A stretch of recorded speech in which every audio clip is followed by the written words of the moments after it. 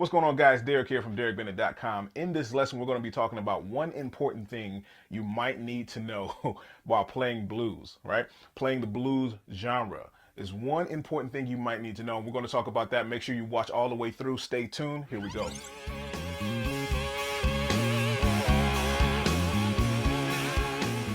So like I said before, guys, we're going to be talking about blues style music, bass playing in blues music, right? So one thing you might need to know while playing blues might be the blues scale, right?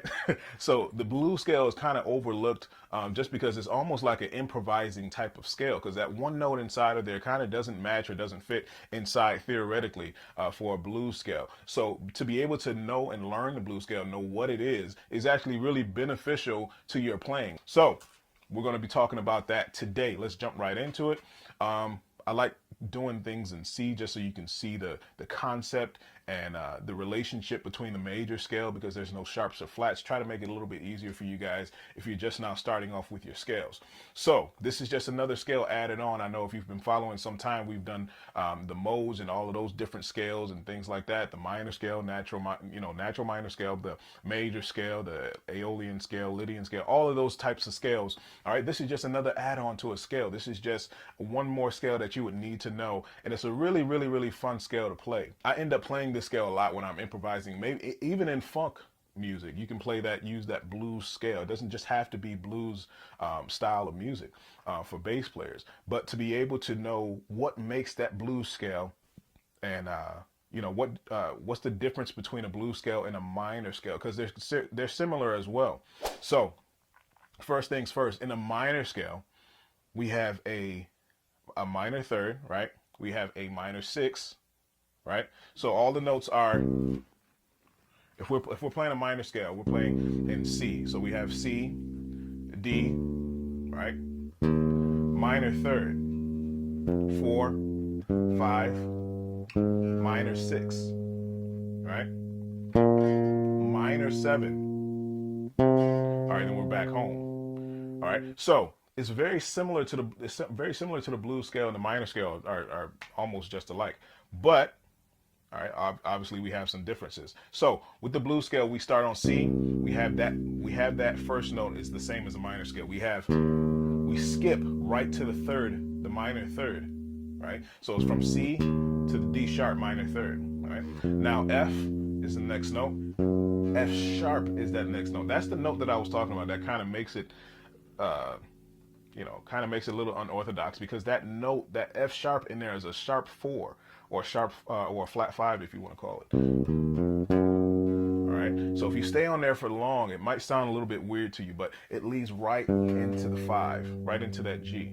All right. So far we have first note, minor third. We skip to the minor third. Remember that. 4, sharp 4, 5, minor 7, and then we're back home. All right, that's the whole scale. One more time again. All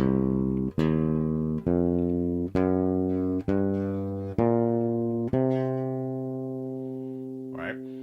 So that is the blues scale. Very, very simple, right? If you play this over and over again, you'll start to hear exactly how this sounds and how this relates to blues music, or even improvising or funk or anything like that. So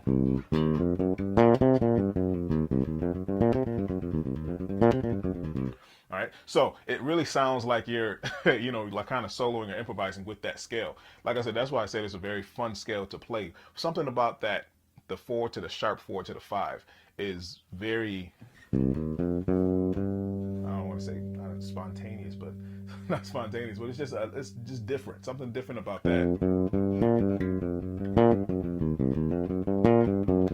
Then when you're playing the scale, obviously, like I always say, you want to take it slow. If you're just now learning it, all right, just take it slow.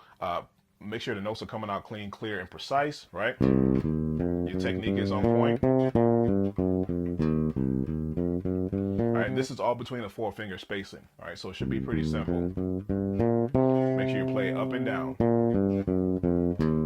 There's also a different way, a different fingering you can actually use for that. When I first started playing and I was playing by ear, I would play things. Obviously, I would play things in my own way because I didn't know which way to play it. I didn't know what was the right way or the wrong way. And eventually I found out there really was no wrong way, but there was an easier way, right? There was a more simplified way. So when I'm playing the C blues scale, when I would play that, I didn't even know what that's the crazy thing. I didn't even know what the blues scale was. I was playing it over and over again, but had no idea what the name of it was or that I was actually even playing a scale. So when I played it, this is the fingering that I used to play it. So I started with the third finger, and I think most bass players like this fingering for some reason with the shift. All right, but I'll show you. So I started with the third finger. First finger on the first fret played that minor third. Instead of 1 to 4, I did 3 1. I'm talking about finger numbers. So 1 4, that's the first way. Third finger, first finger. So that's how I started off that scale. Afterwards, I shifted up with my first finger, did 1 2 3, and then 1 3. The rest of the scale was exactly the same, but those first two notes were shifted. Something about that shift just feels right. When you do that shift, you want to make sure you don't sound like you're sliding up to that note. All right, so you want to make sure you're not sliding up to the fourth from the minor third, right? You want to make sure you don't sound like you're sliding. All right, you want it to be a clean shift. All right, so what I'm doing there is I'm just lifting up a little bit to get to that next note, not staying there. If I were to stay there with my finger on that fret, you'll get that sliding. You get that sliding sound. That's what when you're playing the scale for now, that's what you don't want.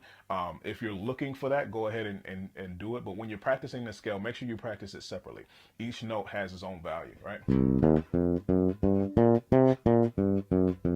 And a good way to practice that is just separating the notes. Putting a little bit of space in between each note. Bop, bop, bop, bop, bop, bop, bop, bop, bop, bop, bop. Now, obviously, we can extend this scale, right? Obviously, we can extend the scale, and that's what we're going to talk about next. If you like this video, make sure you give it a thumbs up, comment, and subscribe if you haven't already. Also, you want to visit DerrickBennett.com for full access to the full-length lessons and also the huge library that we already have available on the site. Not only that, but you get some other pretty cool features as well, like a messaging system and an interactive forum. So we'll love to have you become a member of the Bass Nation community. I'll put the link down in the description below. Until next time, see you.